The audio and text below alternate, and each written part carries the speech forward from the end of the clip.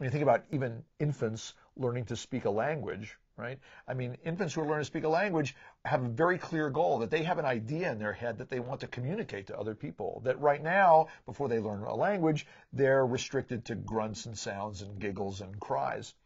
But of course, what children quickly learn is that they can actually tell somebody what they're thinking or what they want or what they'd like to see happen in a way that makes interacting with other people much more effective. And that goal drives all of the efforts and energies that are mustered to make that goal come to fruition.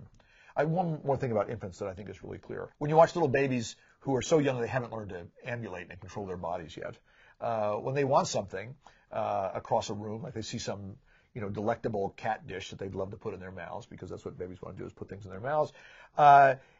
Initially, they'll just move their limbs in some undirected way because they don't know what controls what, and so things just move in an undirected way, and it's very frustrating, and they cry and get fussy because they want that cat dish across the room, right? But over time, what an infant learns is if they sort of shift their weight forward, they can fall onto their bellies, and now they're that much closer to the cat dish than they were before they fell over. And if they start moving with their bellies on the floor, they'll start to learn that, well, if they move their arms in a certain way, they'll actually scoot along the floor even closer to that enticing cat dish across the floor. And they might even learn that if they push themselves up on their hands and their bellies off the floor, now if they move forward, they can actually make more progress toward the cat dish. So what we don't provide in our efforts to sort of obviate error on the part of a learner, we don't set up solvable problems that then they get to muddle with in a way that teaches them something through the errors that they make. Somebody can play two notes on an instrument. They can play a two-note melody.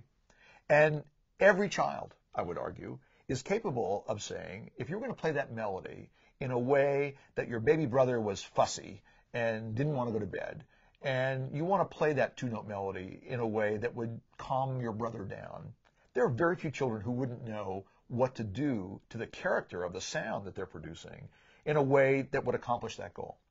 And if you told the same kid, now I want you to play that same two-note melody in a way that would scare your dog, they would also have ideas about what to do physically to create a sound that would accomplish that goal.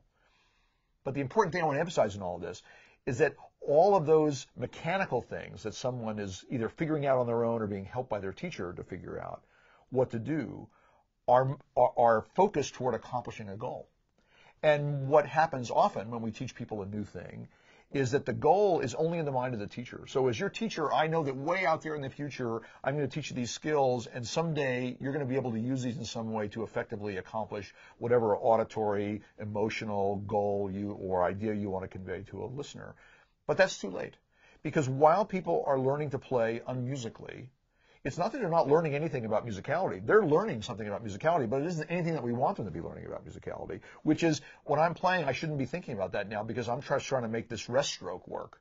But even when you're playing very simple things, you're playing scales, you're playing very simple patterns, all of those should be played beautifully and musically.